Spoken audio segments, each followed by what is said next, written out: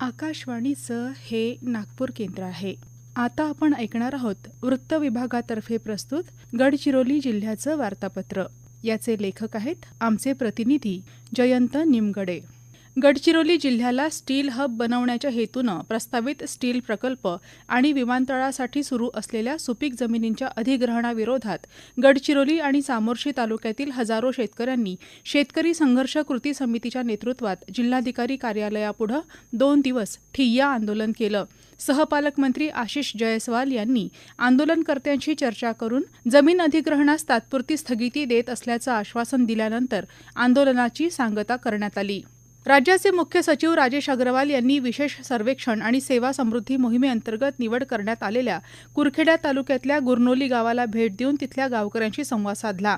त्यानंतर त्यांनी देसाईगंज तालुक्यातील जागतिक बँक अर्थसहाय्यित नईनपूर शेतकरी उत्पादक कंपनी स्मार्ट प्रकल्प आणि कुरखेडा तालुक्यातील आदिवासी विकास महामंडळाच्या देऊळगाव धान खरेदी केंद्राला भेट देऊन पाहणी केली.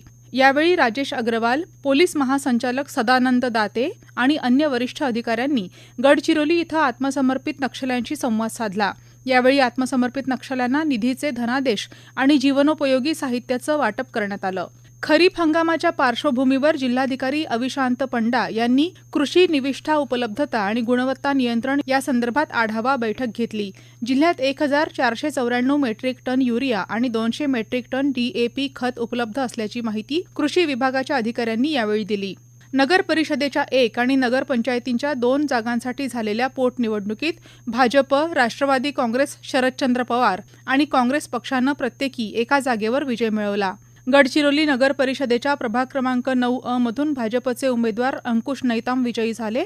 अहेरी नगर पंचायतीच्या प्रभाग क्रमांक 9 मधून राष्ट्रवादी काँग्रेस शरदचंद्र पवार पक्षाच्या उमेदवार संजना मडावी, कुरखेडा नगर पंचायतीच्या प्रभाग क्रमांक 16च्या पोटनिवडणुकीत काँग्रेसच्या उमेदवार प्रतिभा उईके निवडून आल्या.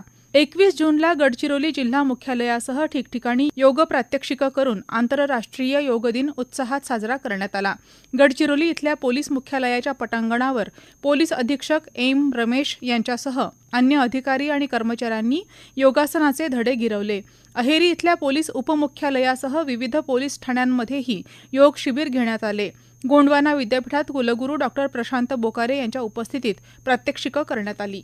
विष्णुपद गाईन, दयाराम सिडाम आणि पुरुषोत्तम जांभूळकर या 3 प्रगतशील शेतकऱ्यांच्या उल्लेखनीय कार्याची दखल घेत राज्य शासनानं त्यांना प्रतिष्ठेचा वसंतराव नाईक शेतीनिष्ठ शेतकरी पुरस्कार जाहीर केला.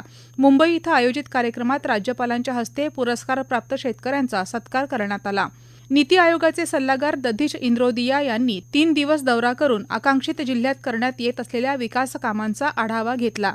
त्यांनी जिल्हा सामान्य रुग्णालय, प्राथमिक आरोग्य केंद्र, अंगणवाड्या आणि दुर्गम भागातील शाळांची प्रत्यक्ष पाहणी करून वस्तुस्थिती जाणून घेतली.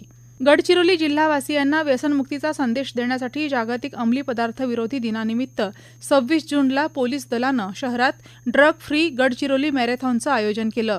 या मॅरेथॉनमध्ये 500हून अधिक पोलीस अधिकारी, कर्मचारी आणि विद्यार्थ्यांनी उत्स्फूर्तपणे सहभाग घेतला.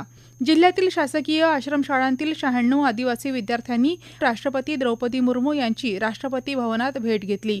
28 जून रोजी जिल्ह्यात राष्ट्रीय पल्स पोलिओ लसीकरण मोहीम राबवण्यात आली. या मोहिमेत 0 ते 5 वर्षे वयोगटातील 82,984 बालकांपैकी 77,666 बालकांना पोलिओ प्रतिबंधक लसीचा डोस देण्यात आला.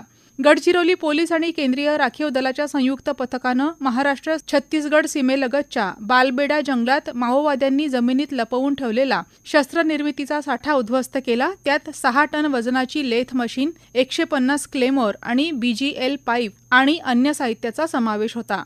30 जूनला जिल्हाभरातील शाळा जल्लोषात सुरू झाल्या. विविध शाळांमध्ये नवागत विद्यार्थ्यांचं आनंददायी वातावरणात स्वागत करण्यात आलं. जिल्हाधिकारी अविशांत पंडा यांनी गडचिरोली नजीकच्या मुरखळा इथल्या जिल्हा परिषद उच्च प्राथमिक शाळा तसंच आदिवासी विकास विभागाच्या शासकीय इंग्रजी माध्यम आश्रमशाळेत उपस्थित राहून नवागत विद्यार्थ्यांचं गुलाबपुष्प देऊन स्वागत केलं. जिल्हा परिषदेचे मुख्य कार्यकारी अधिकारी सुहास गाडे हे मेंढा इथल्या जिल्हा परिषद उच्च प्राथमिक शाळेत तर पोलीस अधीक्षक एम रमेश हे गोगाव इथल्या जिल्हा परिषद उच्च प्राथमिक शाळेच्या प्रवेशोत्सवाला उपस्थित होते.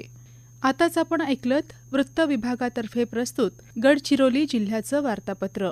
याचे लेखक होते आमचे प्रतिनिधी जयंत निमगडे. वाचक स्वर वीणा डोंगरवार.